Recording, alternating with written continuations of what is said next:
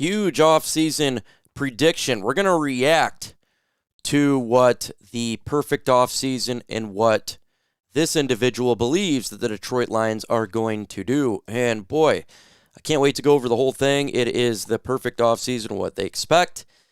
A lot of change, and I can't wait to look at that change. But before we get into today's video, if you think it's a sound and smart idea to walk up to a helicopter and stick your head in the blades while it's running, go ahead and subscribe to my channel, because we talk all things Detroit Lions news and rumors. Sometimes being a Lions fan feels like you can lose your head. Also, take that like button with you and let that bad boy get cut up. Let's get into today's Lions review.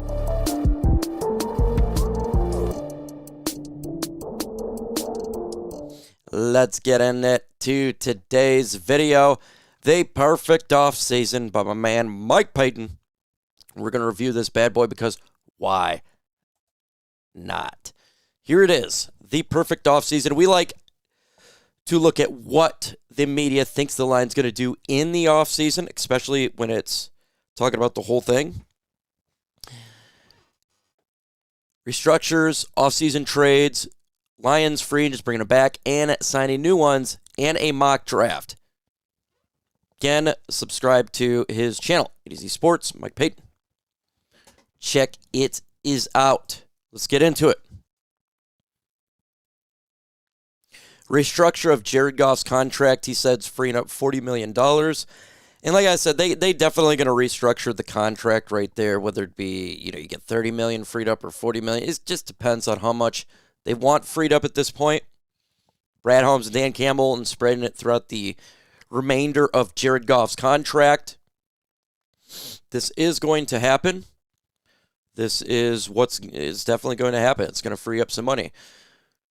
Do you want to see the Lions, free up cap space by doing restructures? Remember, there's positives and negatives to it. Give me your thoughts in the comments.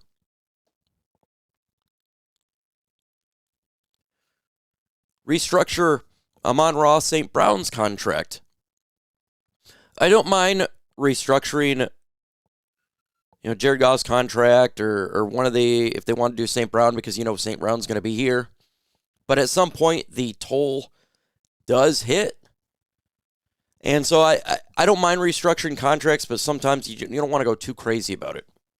But very well could happen.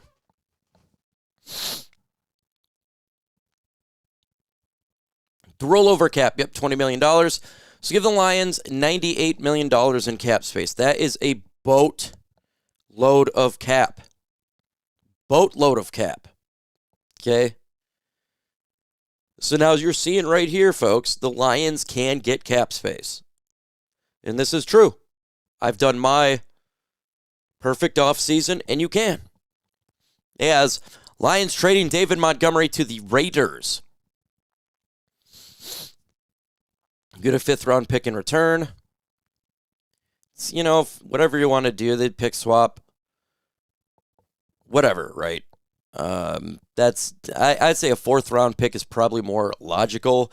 But he's going to the Raiders here, and the Raiders have the first pick in the draft, so that would be a really early 5th-round pick. Lions now got 102 in cap space. A lot of cap. Brings back own free agents of Roy Lopez. We're fine with that. Al-Quadin Mohammed. So they're doing a 2-year, $14 million, $5 million cap space. 2-year, $14 million. $7 million a year for Al-Quadin Mohammed, who's 31. Okay, I think that's about right. I'd be fine with a 2-year, $14 million deal. Above that, you're starting to reach a little bit because he's 31. And we don't want to just keep doing what we've been doing, where you pair on guys and then they just kind of give up a little bit. At least in production, because he's older. And we've seen it before with older players.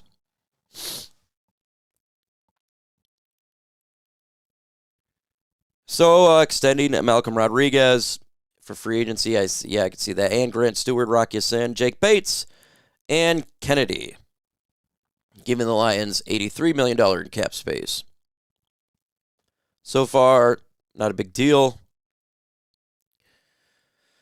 Froholdt picking up him in free agency. Now, this is a great move. This is the center from the Arizona Cardinals. Very good possibility he is not going to be on their team. When you have the center there, he's a really good center. A little bit older, 29? Yeah, you bring him in. He's much better than Graham Glasgow. And that's if you can't get Tyler Linderbaum. And now with Harbaugh going to the Giants, I would expect them to pursue Linderbaum, if not the Ravens get it.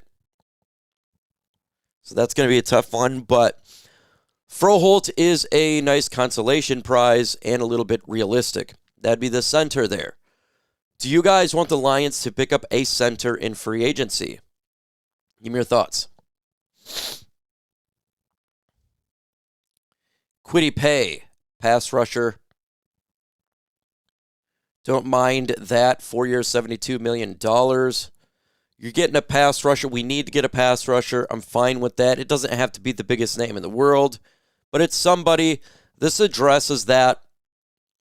And I haven't seen his mock draft yet, but then you pick up another edge in the draft. That's ideal.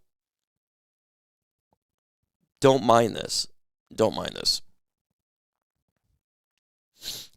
Isaiah Likely, yeah. And I expect the Lions to go after a tight end. You said, what? Why would they do that? We got, man, do you know who our OC is now? They're going to be run heavy. Sam Laporta is going to be utilized a lot, but they're going to need another tight end. And for sure, I could see the situation like this.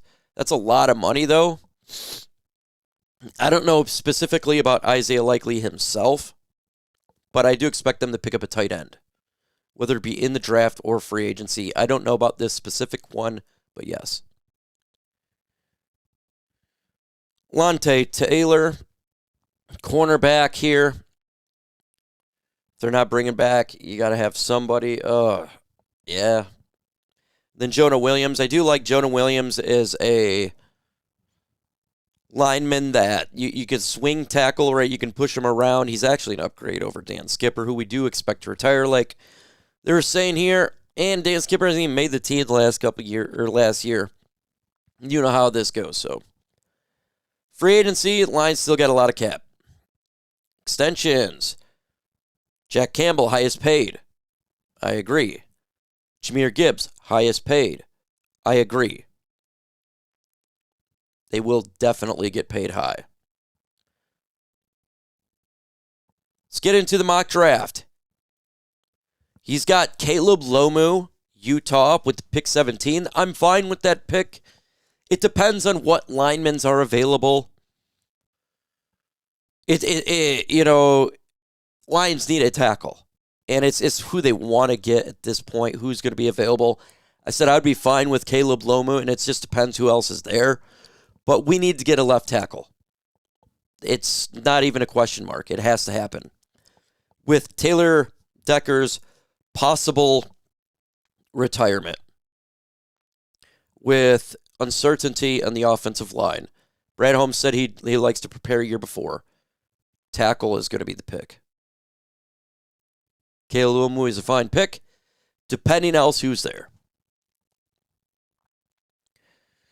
Kamari Ramsey, safety USC. He really likes him, and he's a great safety. I can understand this selection. I can understand it. I'd still be edge a little bit. Edge. But, man, Ramsey, and he's correct. There is issues to Brian Branch, obviously. Kirby Joseph is more of a long-term thing. I wouldn't be upset about it because it is a need now. It's a need. It is a need now. So I'm not going to be upset about it. Again, I feel like you're pushing edge a little bit. But this is 100% now a need. I would put it behind edge. But he's a great, solid player. good pound and a hit in the run game. So, I mean, it makes sense. 4th round pick, and I expect us to eventually have a 3rd round pick. Caton Allen, running back. Yeah, Penn State. I did the mock draft here. I had Katron Allen going to the Lions. This is exactly what I had in my mock draft as well, and I didn't even see this. See, me and Mike Payton think alike, and I can guarantee you he wasn't even looking at mine. We always think alike. That's why I got to have him on here, man. The dude knows what he's talking about. You guys got to sub to his channel. This is crazy. Katron Allen is a freaking bowling ball of a running back, big-bodied, pound you. 100% behind this selection. If you want a bowling ball, you want to run the football. That's what we got here, right? We're running the football. Run first, offensive line. Get him. I think he's kind of like a Zach Charbonnet. Get him. Pound. If we're going to turn into a run-first team, I want to have hella running backs, and I'm all about this. Carson Beck. Oh, my goodness. What the? Okay. I love you, Peyton. Carson Beck says he wants to go back to college. He's going to be like a 39-year-old college quarterback. I don't know about getting a quarterback here. I think this is kind of a wasted pick. I think it's a wasted pick. Especially Carson Beck. But, you know, I get it. I'm not going to get upset about this selection. It's cheap backup. In the 5th round, I mean, I guess you can't get 2, but I'm still, where's the edge, you know? Okay, here we go for the 117th pick. Edge, Western Michigan. I actually talked about Tucker. I actually watched one of his games. He is a badass pass rusher, by the way. He is extremely underrated. I watched a couple of his games because he's out of Western Michigan. Dude's got a hell of a get-off. I don't think he'll be there at 174. I'd put him in more like probably the 4th round.